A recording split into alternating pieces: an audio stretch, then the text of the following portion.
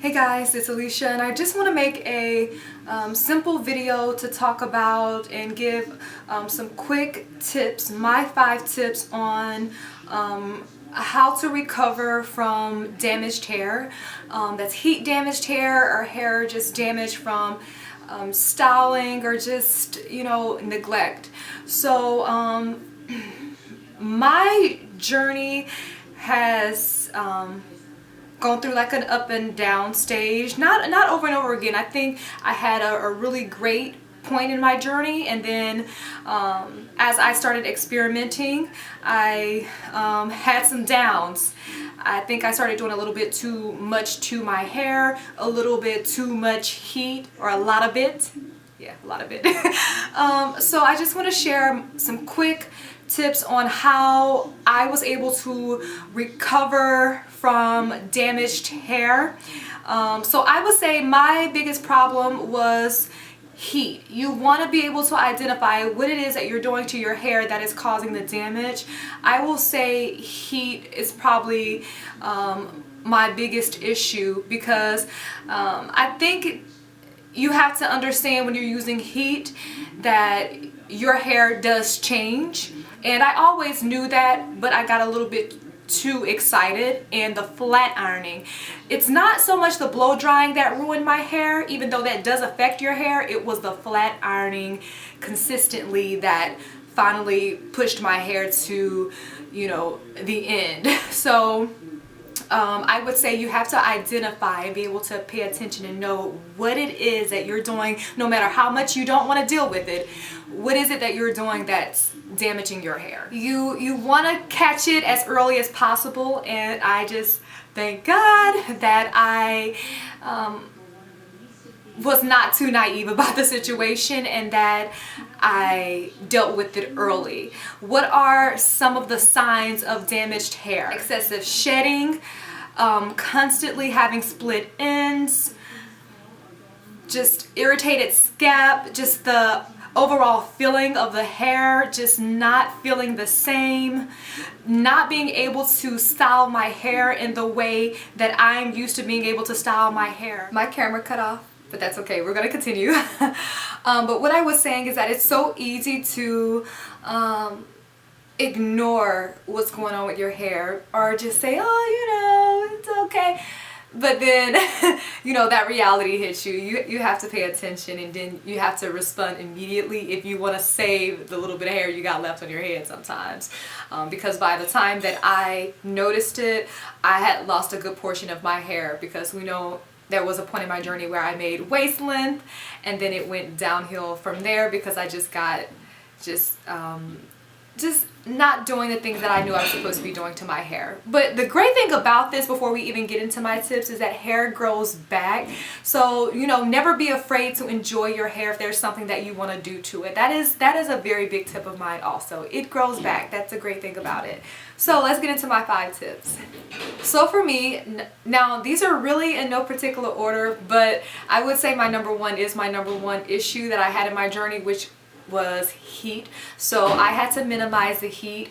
I had to realize that flat ironing my hair was really affecting my hair growth, my retention. It was just overall not good for my hair, my texture.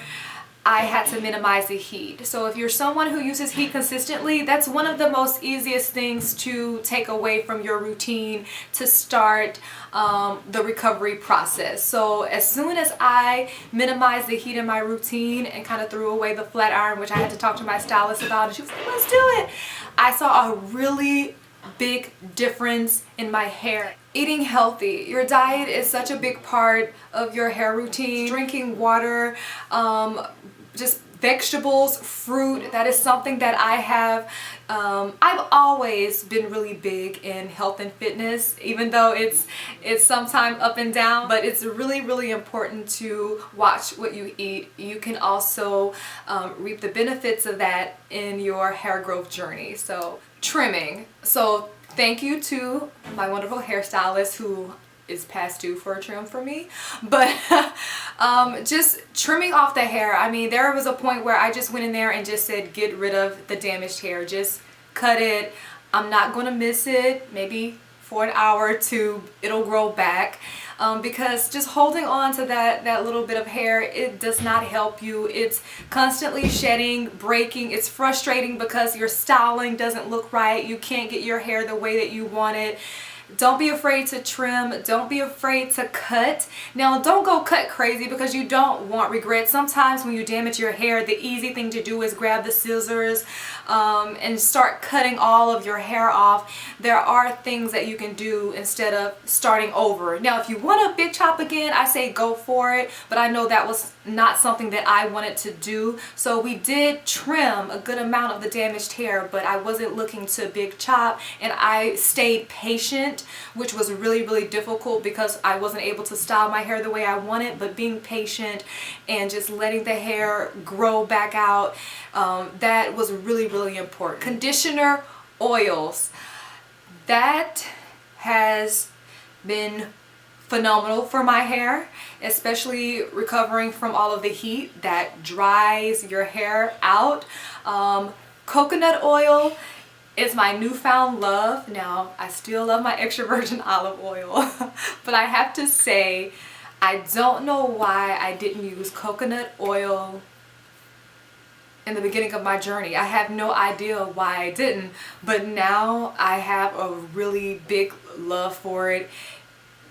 It has been really great with the healing process. I noticed a big difference in the moisture with my hair, my curls, just everything coming back to life. So I would definitely recommend trying some coconut oil. Now the thing is, everything that I've done is not going to necessarily work, but if you haven't tried it, it's nothing wrong with experimenting. I say that is how you get to your best hair routine. You know, some people get it immediately, and some people, like me, you have to try out a few things. So coconut oil and just consistently conditioning and moisturizing my hair. Protective styling. My bun. I talk this bun up, don't I, all the time. My sock bun. Again, I love it because you can dress it up, dress it down. I wear it to the office. I can wear it to a nice formal event. I can wear it to the grocery store. I can wear it to the gym. And it's a 5-minute hairstyle. And it keeps me from manipulating my hair too much. And because of that low manipulation routine and regimen, my hair has been able to retain the length again. Alright, so my camera cut off again. It's totally my fault because I didn't charge my camera. I didn't charge my batteries, and what's even more ridiculous is I have like 5 batteries. None of them are charged. So those were my top 5 tips of recovering from damaged hair, and they are my top 5 because that's what I've been able to utilize to assist me with recovering from the damage in my natural hair. So if you have any questions, leave them down below. Share with me some of your experiences with damaged natural hair. Share some tips below that others can also learn from on how you were able to recover from that. Thank you guys so much. Give me a thumbs up. Bye.